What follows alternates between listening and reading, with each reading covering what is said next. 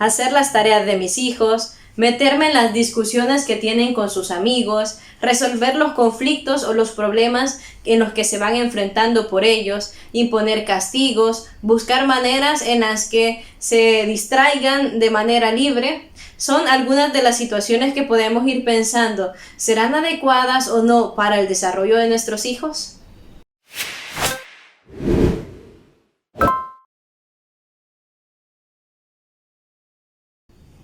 Cuando hablamos de estos aspectos, nos referimos a las competencias parentales formativas. Estas competencias son las que están orientadas para favorecer el aprendizaje, la socialización y la autonomía de nuestros niños.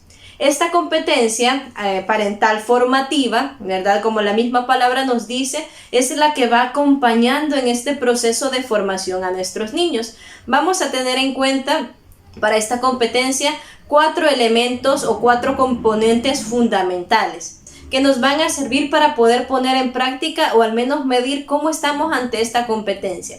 El primero de ellos es la organización de la experiencia. ¿Qué significa esto? Muchas veces nosotros simplemente dejamos que nuestros niños vayan aprendiendo lo que sea, lo que encuentren, vayan pasando el tiempo, de alguna manera pues que se distraigan, que jueguen, pero no vamos orientando ni guiando incluso los juegos que ellos van teniendo. Esta competencia nos invita precisamente a esto, a favorecer esos procesos de exploración y aprendizaje. Muchas veces nosotros mismos vamos coartando la creatividad y el aprendizaje de nuestros niños. Cuando ellos empiezan a curiosear, quieren de repente pintar de un color o de otro los dibujos, de repente nosotros tratamos de imponer, ¿verdad?, nuestro criterio o nuestra forma de acuerdo a como nosotros creemos y empezamos a dejar a un lado la libertad que ellos pueden tener para aprender y para explorar. Esta competencia formativa, ¿verdad?, en este componente de organización de la experiencia nos invita a ver, ok, si yo le voy a comprar un juego o un juguete a mi niño o a mi niña, ¿por qué? ¿Con qué finalidad lo voy a comprar? Solo porque me lo pidió y hay que vea y le gustó. Esto no nos permite organizar esa experiencia. Si le voy a comprar juguetes, juegos, voy a pensar con qué objetivo, para que aprenda esto, para que aprenda lo otro. Es decir, organizar ese espacio, dar las herramientas para que ellos vayan explorando, vayan aprendiendo de manera pues que se puedan ir desarrollando. El segundo elemento es la autonomía progresiva. Es decir, cuando hablamos de una autonomía, estamos hablando de esa posibilidad de desarrollarse de manera independiente de los niños. Cada quien lo va desarrollando de acuerdo a su etapa o de acuerdo a su edad, por eso decimos que es progresivo. Es decir, vamos a empezar de acuerdo a la edad del niño, él va a ir desarrollando más autonomía, pero de repente nosotros nos metemos de más, ¿verdad?, cuando queremos resolverles los problemas o los conflictos a los que se enfrentan. Por ejemplo, cuando están discutiendo dos niños por un juguete, ¿qué es lo que normalmente le decimos? Ya dáselo, ahí déjalo si es de él, ¿verdad? O al otro niño le decimos, no le quites el juguete que es del niño. Entonces, no estamos favoreciendo esa autonomía. ¿Qué es lo más conveniente? Darle la oportunidad para que el niño vaya descubriendo, ok, ¿qué hay que hacer ante este conflicto? Son conflictos pequeños que ellos van enfrentando, pero les ponen la herramienta, el entrenamiento también para ellos, de manera que cuando lleguen a la adolescencia o cuando sean adultos puedan resolver por sí mismos los conflictos. Ojo, que no es lo mismo que dejarlos, hay que ellos se arreglen, sino es empezar a acompañar ese proceso. Es decir, si hay dos niños, si tenemos dos hermanitos, por ejemplo, que constantemente pelean, vamos a favorecer ese espacio para que dialoguen, para que de alguna manera encuentren soluciones hasta este conflicto. Por ejemplo, si uno quiere jugar con un juguete o quiere tener de repente el dispositivo, ¿verdad?, el celular o la laptop o qué sé yo, la tablet, y entonces están discutiendo por eso. Vamos a darles el espacio para que ellos puedan dialogar y encuentren soluciones a ese conflicto. No le vamos a decir entonces, ya dásela, dejásela que él juegue, mira que está más chiquito o él es más grande. Es decir, vamos a favorecer su autonomía. Esto mismo, ¿verdad?, lo podemos ir viendo, sobre todo cuando queremos nosotros hacerles las tareas. ¿verdad? Es decir, si mi niño o mi niña no lo entregó y no lo hizo, ¿verdad? A tiempo, no es la solución ponerme y hacerla, sino al contrario, es empezar a buscar soluciones, que él o ella pueda ir dando soluciones, ¿verdad? Ante esta situación. Eso es favorecer la autonomía. El tercer elemento es la mediación del aprendizaje. Aquí hay un concepto que podemos ir aprendiendo, una palabra medio rara, ¿verdad? Que es el andamiaje.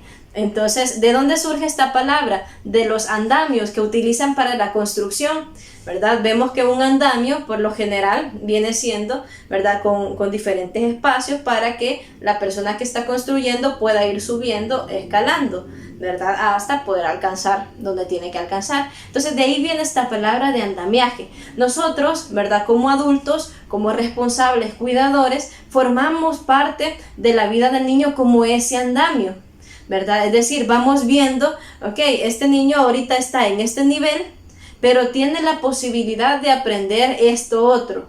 Entonces vamos preparando el entorno, vamos preparando el ambiente para que mi niño o mi niña pueda llegar a subir hasta ahí.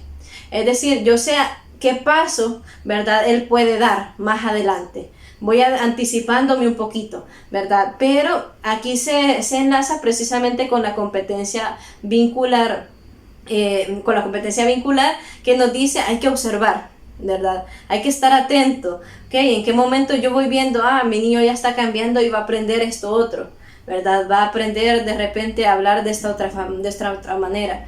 Entonces voy observando y voy viendo hasta qué punto él va a ir aprendiendo. Entonces yo voy midiendo este aprendizaje, ¿verdad? Voy un poquito observando, viendo ahí, siendo modelo también, ¿verdad? Para mi hijo, siendo un mediador, dando el espacio para el diálogo. Entonces, esto es lo que nos dice este elemento. Y el cuarto es la disciplina positiva.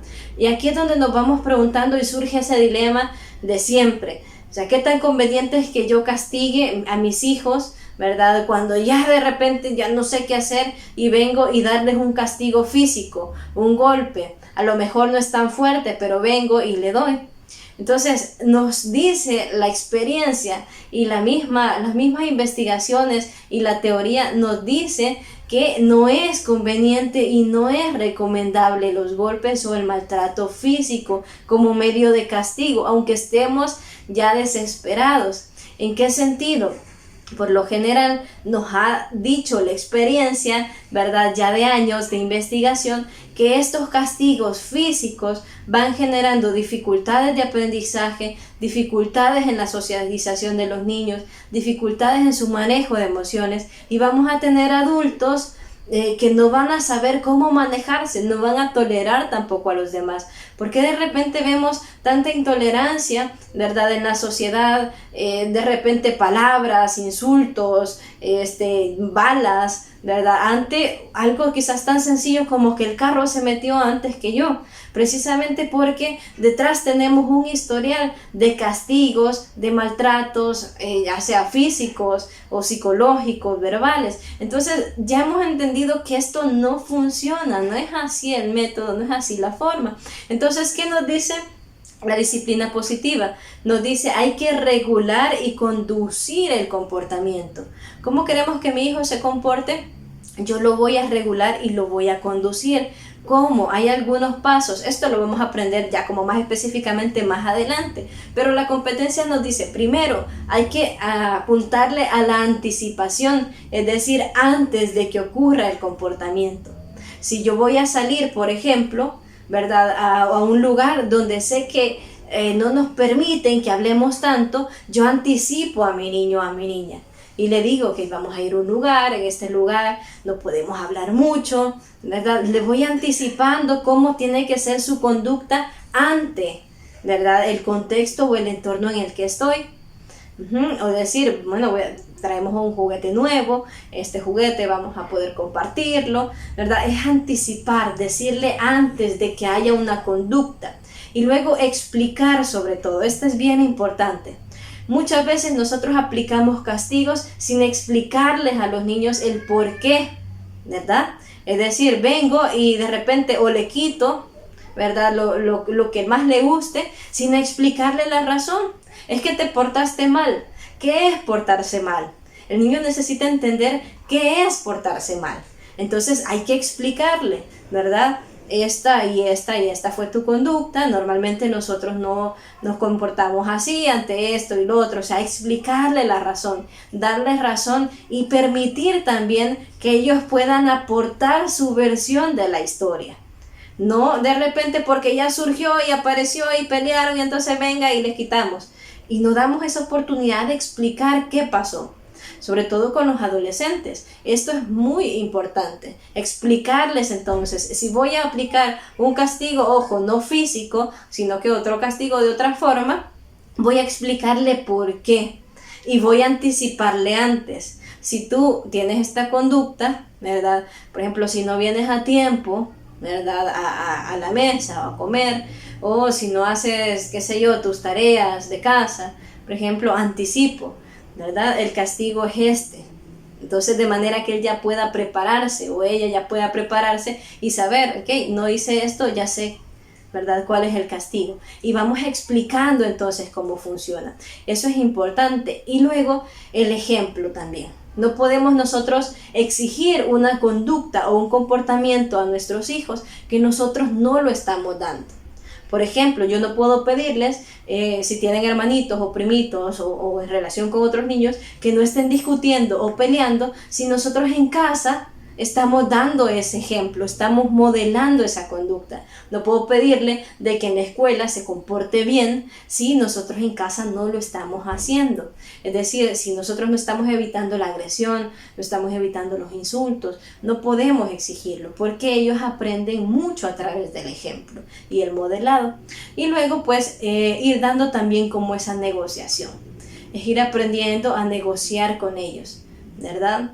Que es lo que también la teoría nos va diciendo, o la experiencia, de acuerdo a las investigaciones, van diciendo que van funcionando. Hay técnicas, estas técnicas las vamos a conocer más adelante, pero de manera general, la competencia formativa, la competencia parental formativa, es estos componentes, ¿verdad? Ir cuidando, organizarles el entorno, ¿verdad? Permitirles que ellos se vayan desarrollando su autonomía de manera progresiva, no haciéndole las cosas nosotros, sino que dándoles oportunidad de desarrollarse, mediar también el aprendizaje, estar ahí como ese andamio, ¿verdad? Permitiéndole pues que vaya subiendo de escalón en escalón y luego aplicar una disciplina positiva.